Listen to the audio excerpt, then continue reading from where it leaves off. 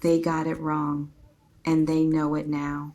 That's what I keep coming back to as I sit with this energy, not the regret itself, because regret is common enough. People feel it and move on without acting on it all the time. What's different here is the specific quality of this particular regret, the weight of it, the way it keeps returning to them, regardless of how many times they try to set it aside and focus on something else. It won't stay set aside. That's what I want to start with. Because there's a difference between someone who regrets something and someone who is being actively haunted by it. And what I'm picking up from this person is the second thing, a haunting. The specific, relentless kind that attaches itself to a decision or a non-decision. Because that's actually what this is. The failure to act rather than an action taken, and refuses to release until something is done about it. They didn't say what they felt, and they've been living with that ever since. Let me go back, because I think the beginning of this story matters, and I want to describe it in a way that might feel familiar. There was a window, a specific period, and you may remember the texture of it, even if you couldn't name it precisely, where something was possible between you and this person, where the conditions were right, where both of you were in proximity, both available in whatever sense mattered, both carrying something toward each other that neither of you fully named out loud. And in that window, they did something that changed the trajectory.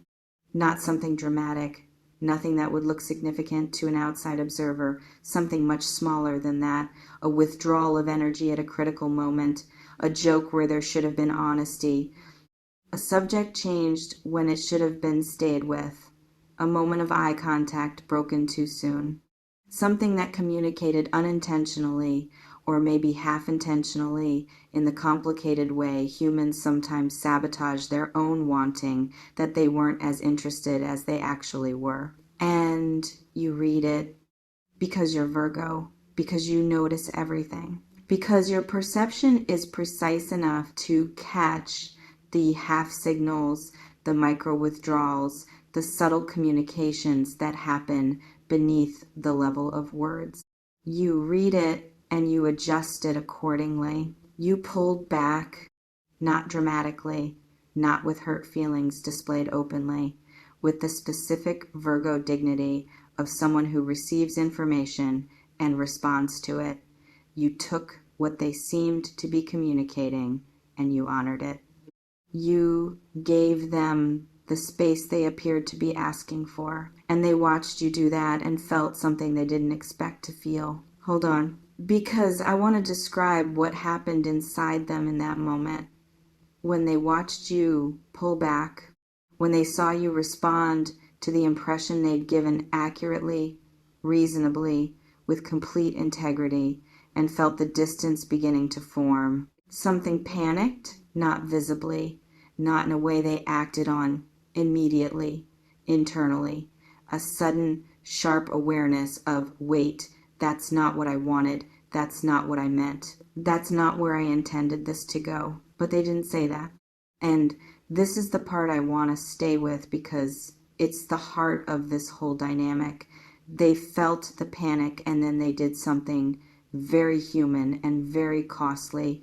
They talked themselves out of it, constructed a reason why the distance was actually fine, why it was probably better this way, why the wanting they felt was inconvenient or poorly timed or risky, in ways that made pulling back the sensible choice. They rationalized, and in rationalizing they lost the moment. And they've been doing a very specific kind of emotional accounting ever since, the kind where you go back over a decision repeatedly and look at what it cost, not to torture yourself, because the mind can't quite believe you let something real slip through and keeps returning to the moment, trying to find the alternative path, the thing you could have said or done differently. There is no alternative path anymore.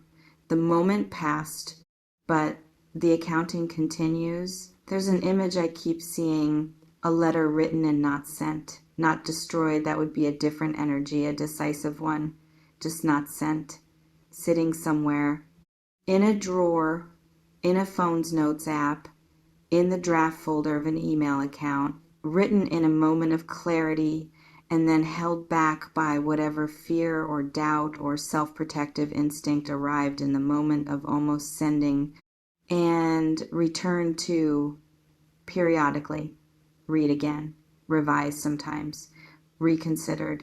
That letter or something like it exists somewhere in this person's world.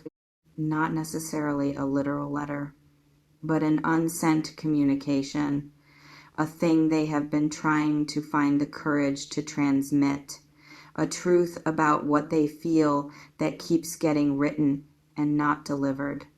Something is shifting in their relationship to that unsent thing. The holding is becoming more uncomfortable than the sending would be. The more I sit with this, the more I keep finding something specific about who this person is that I want to name. Because I think understanding them, not excusing them, understanding them matters for how you receive what's coming. They are someone who experiences wanting as vulnerability, and I want to describe what that looks like in practice. Because it's not that they're cold, it's not that they don't feel things.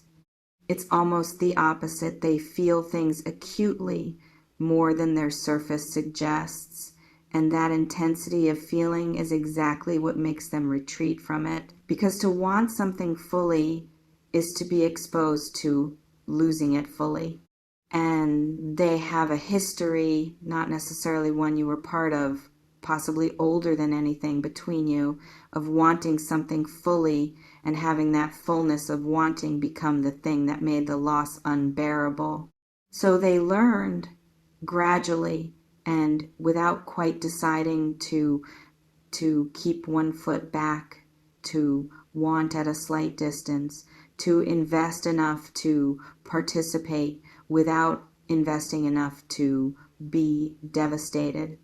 And with you, and this is the part that keeps coming through most clearly, with you, that system failed. They felt more than the system could contain. And the response to feeling more than the system could contain was to overcorrect, to perform disinterest, to communicate through behavior a detachment they didn't actually feel because actual detachment was unavailable to them and performed detachment was the only substitute. That performance is what gave you the wrong impression, and they know it. Wait. Actually, there's something I wasn't expecting here, and I want to describe it carefully. I keep getting a sense of recent conversation, not between you and them, between them and someone else, a person they trust, a friend, maybe, someone who knows them well enough to say hard things without managing the delivery too carefully. And in that conversation, something was named, maybe directly, maybe this person in their life said explicitly, you made a mistake with this one, didn't you? Or maybe more obliquely, but something in the exchange cracked something open that this person had been keeping sealed. Some acknowledgement from the outside of what they'd been trying not to fully admit on the inside. And after that conversation, something shifted. The internal argument they'd been having, the back and forth between the part of them that wants to reach and the part that keeps finding reasons not to, the balance of that argument changed. The reaching side gained weight. The holding back side lost some of its justifications. They're closer to doing something about this than they've ever been. I want to talk about what they actually regret, because I think it's more specific than the general impression the title gives, and I want to try to capture the precision of it. It's not just that they gave you the impression they weren't interested. It's that they watched you respond to that impression with such completeness, such dignity, such a clean, total, unglamorous honoring of what they seemed to be communicating. No chasing, no pushing for clarification. no demanding they be more explicit about their feelings. You simply adjusted gracefully, moved accordingly. And that grace, that Virgo quality of accepting information and responding to it without making it a scene, that's what undid them. Because they were half hoping, they realize now that you wouldn't accept it, that you would push through the ambiguity, force the clarification, make them say the actual thing instead of hiding behind the impression they'd given. They were hoping you'd save them from their own cowardice. And you didn't. Because why would you? Why would anyone chase someone who appeared uninterested? You had too much dignity for that, too much self-respect, too clear a sense of your own worth to spend it pursuing someone who seemed to be signaling indifference. So you didn't chase, and they've been living in the aftermath of that not chasing ever since. The specific consequence of their own behavior arriving back at them in the form of your reasonable, dignified, entirely appropriate withdrawal, that's what haunts them. Not a dramatic rejection, their own reflection in your response. There's a physical quality to what this person carries when they think about you, and I want to try to describe it. You know, the feeling of having said something in a conversation, something you knew in the moment wasn't quite true or wasn't quite complete, or was performing something rather than expressing something and then walking away from the conversation carrying the weight of the unsaid thing. That specific low-grade discomfort of words that didn't match what was actually true inside you, that's a permanent background feeling for them when it comes to you. Every interaction they have with the impression they gave you, every time they're reminded of the way things sit between you now, there is that feeling. The words didn't match the interior feeling. The I communicated something false feeling. And it doesn't resolve on its own. That's the nature of that particular discomfort.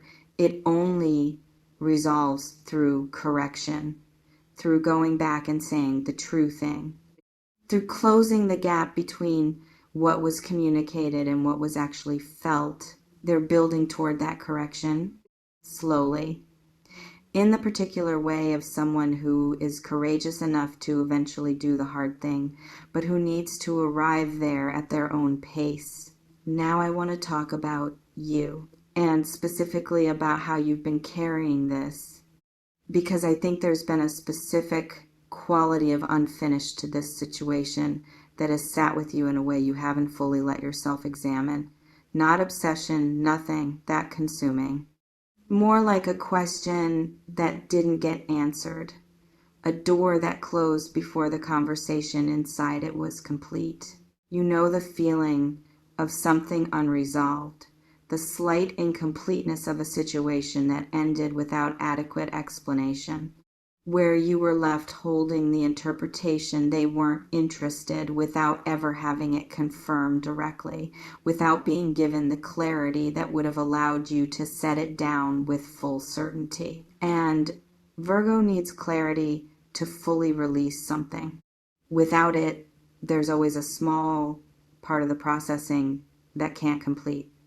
A small background thread, still running, not dominant, not consuming your days, but there, running quietly, occasionally surfacing in moments of stillness. That thread is about to get its resolution. The more I sit with this, the more I keep finding something about the form this resolution takes. It's not going to be a grand declaration.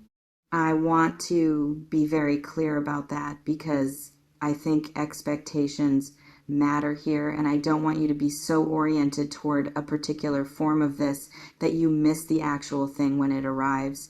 It's going to be quieter than that, more personal, more specific to who you both are and the particular history between you. It might be a message that arrives in a moment you're not expecting, one that's been written and rewritten enough times that the version you receive has a certain careful quality to it, words that feel chosen rather than spontaneous, not formal, just considered.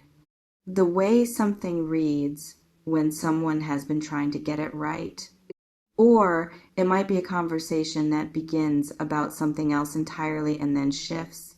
That has a moment somewhere in the middle of it where the topic that's actually needed to be addressed finally surfaces, where something true gets said in a way that changes the shape of the interaction. However it comes and it's coming, there's going to be a specific moment of recognition for you where what they're communicating lands and you understand this is the correction. This is the thing they've been building toward. This is the true thing that was missing from everything before.